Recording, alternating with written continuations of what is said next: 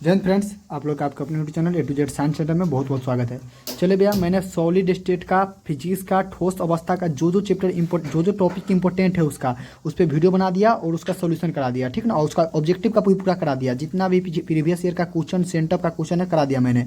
और अब आपको सॉल्यूशन चैप्टर, दूसरा का चैप्टर को लेकर आ गए हैं और इसको हम बता रहे हैं कि कौन कौन टॉपिक आपको पढ़ना है, कहाँ से ऑब्जेक्टिव आता है। स्पेशली ऑब्जेक्टिव के लिए इस चैप्टर सबको कमांड करना है और आपको एकदम पढ़ लीजिएगा। और अपने ग्रुप से अब तक नहीं जुड़ा है तो इस नंबर मैसेज कीजिएगा, आपको एकदम ग्रुप से जुड़ जाइए और पढ़ाई अच्छा से कीजिए, ठीक ना। बहुत ही कम समय है।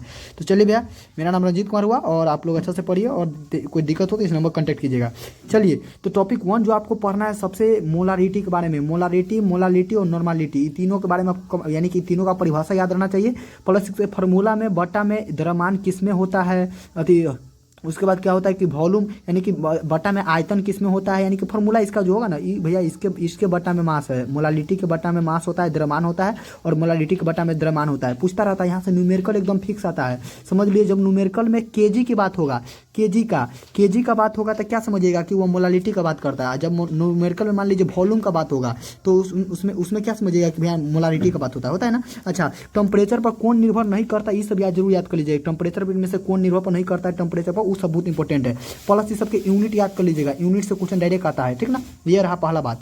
दूसरा का बात, आपको मोल फ्रैक्स, दूसरा का टॉपिक याद होना चाहिए, आइडियल और नॉन आइडियल गैस, आइडियल और नॉन आइडियल सॉल्यूशन। आदर्श और अनादर्श विलयन जो होता है याद रख लीजिएगा, उसका एग्जाम्पल पूछता रहता है, क्या है उसका प्रॉपर्टी, क्या है पूछता रहता है, बड़ा इंपॉर्टेंट है, तो आपको याद रखना पड़ेगा। दूसरा का, तीसरा का है कोलिगेटिव प्रॉपर्टी, अनुसंख्यक गुणधर्म। इसका जो 4 गो प्रॉपर्टी होता है, 4 गो कौन कौन प्रॉपर्टी होता है, एलिवेशन ऑफ बॉइलिंग पॉइंट होता है, ऑस्मेटिक प्रेशर होता है, और डिप्रेशन इन फ्रीजिंग पॉइंट होता है। उसके बाद और होता है volume in pressure, vapour pressure वाला। तो ये 4 गो जो होता है, 4 गो इसका कौन कौन गुण धर्म होता है याद रखिएगा, क्योंकि 4 गो ऑप्शन देता है, कहता है कि इनमें से कौन कोलिगेटिव प्रॉपर्टी का गुण धर्म है और नहीं है। इस पर आता रहता है क्वेश्चन, तो कोलिगेटिव प्रॉपर्टी का जो 4 गो गुण है उसको जरूर याद रखिएगा, और कोलिगेटिव प्रॉपर्टी होता क्या है जरूर याद रखिएगा। उसके बाद मोल फ्रैक्शन का यूनिट बार बार पूछा जाता है कि मोल फ्रैक्शन होता क्या है, इसका यूनिट क्या होता है। भैया यूनिट लेस होता है, क्योंकि बटा में मोल फ्रैक्शन का जो फॉर्मूला होता है एक्स से डिनोट करते हैं, इसके ऊपर भी मोल होता है, नीचे भी मोल होता है, तो ये यूनिट लेस होता है, ठीक है, याद रखिएगा।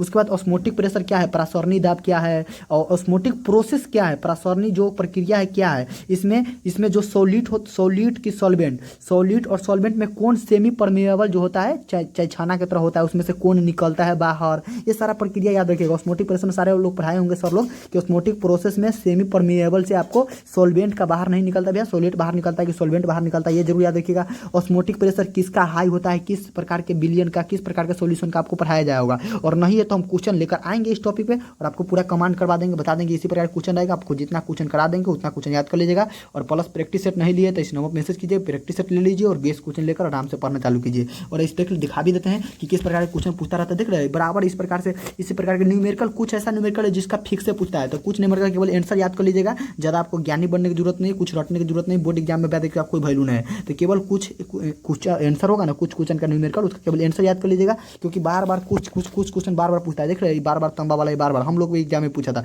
तो बार बार कुछ क्वेश्चन पूछेगा तो उसका आंसर याद कर लेते हैं। अभी यही कीजिएगा, बस आपका मर्जी जैसा हो। फिर भी मैं कहता हूँ कि जिस प्रकार से मैं पूरा क्वेश्चन लाकर इसके बाद करा देता हूँ, ठीक ना। और चलिए, कुछ ही देर में आपको इंग्लिश चालीसा का जो वीडियो है सेकंड चैनल पर जा रहा है। चलिए मिलते हैं अगले वीडियो में। सभी को जय हिंद, जय भारत, वंदे मातरम।